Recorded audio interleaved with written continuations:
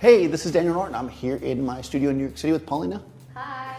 And I'm playing around a little bit with the idea of kind of getting this like kind of imperfect black and white. I was looking at a lot of kind of older shots that were done on like Polaroid and like 8x10 Polaroid especially.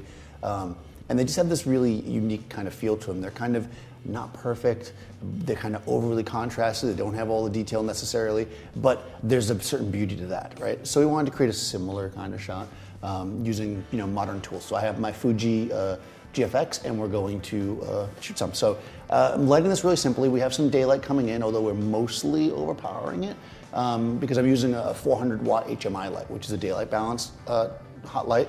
It's from Dedolight. It's got just like all the other Dedolights, it has the spherical lens on the front, so it creates a really beautiful light on the skin, makes it nice and even, and we're gonna get nice hard shadows and kind of showcase Paulina's beauty. So here we go. So I have to walk 18 miles back to the thing. So I'm using the 110 lens on here because I want to have a minimal depth of field because I'm going for this kind of old look of like large format, so I want as little depth of field as possible. So I put the long lens on here with the f2 aperture. And what's nice about this is I'm just looking through it, it's mirrorless. So bring your face like this a little bit. And I'm just gonna adjust my camera up and down until I get an exposure I think looks good. I wanna lock in f2. I'm basically gonna then work with my shutter speed and my ISO. So my ISO actually 50. Actually I'll go ISO 100 and I'm gonna go 250th of a second. And let's see, we'll take a shot. So that's kind of step one. I have the black and white profile of Acros on this already, which looks pretty neat, but it looks really, really clean, right? Because that's kind of the point, right? We want a lot of detail, us modern, shooters. But I want to kind of mess it up a little bit. And what I'm going to do is, I'm in Capture One. I'm just going to do it the most simple way, which is basically messing around with the levels. So there's a lot of different ways you can do this. What I like to do is bring my exposure up a smidge, like that. And then I'm going to grab my shadows. And man, people who love histograms are going to hate this. So I'm going to pull my shadows over. See how I'm adding contrast there? It's also pushing my midtones though. So I'm going to pull my midtones back and see where that looks good. This is, you can notice with the midtones here, I'm almost vignetting because you're starting to pull those like tones there. So that mimics the vignette that you get with some of that older film. So I've got some of that going, and then I'm going to grab my lights and pull those in to kind of add more contrast there. Now there's all kinds of stuff you can do with fake grain and things like that, but I'm not going to do that now, nor do I generally do that.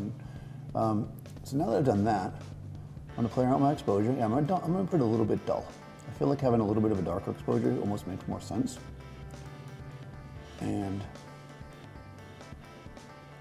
that looks pretty good. Now, the one thing I'm not going to be able to mimic really easily is that a lot of times there is a little bit of blur to these old photos because of the fact that, when you're shooting with a large format camera, you're shooting at like f11, f16 to get the depth of field I'm getting with f2 here. So you'd have to do a really slow shutter.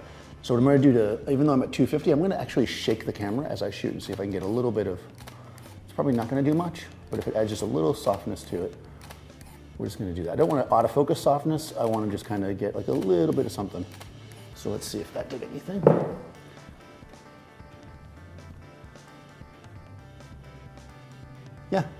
Yeah, we get that little bit of blur, And each one is going to be just a tiny, tiny bit different because I'm doing it manually versus adding some filter to it in post. So it really does give that kind of fun feel to it.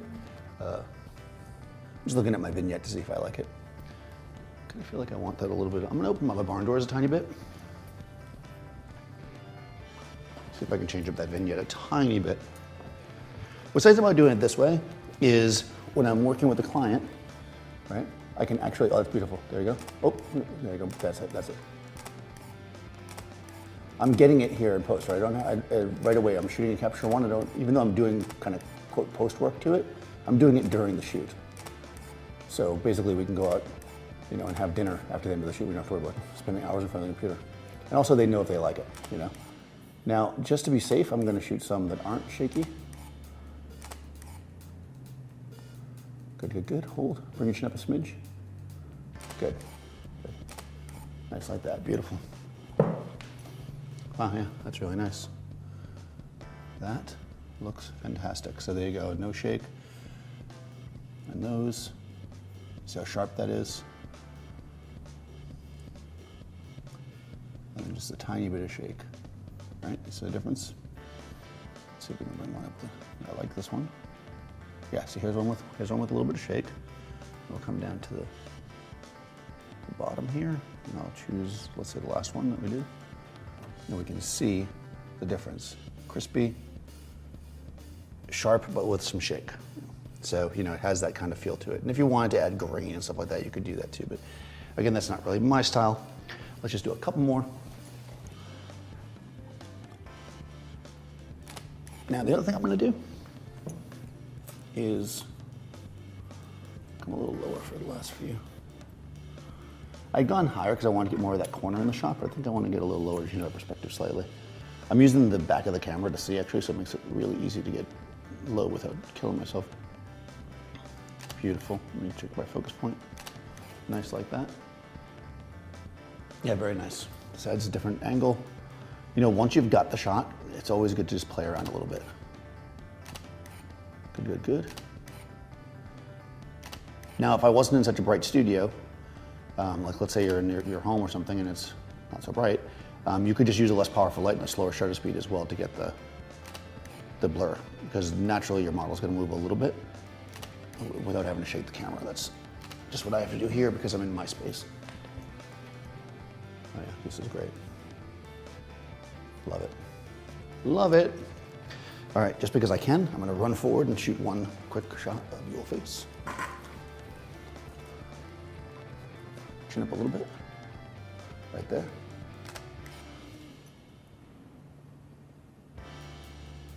Good.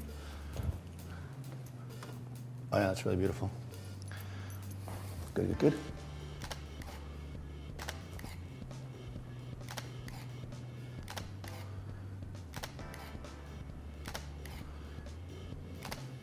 One more. Last one. Perfect. I'm gonna do one close with the shake.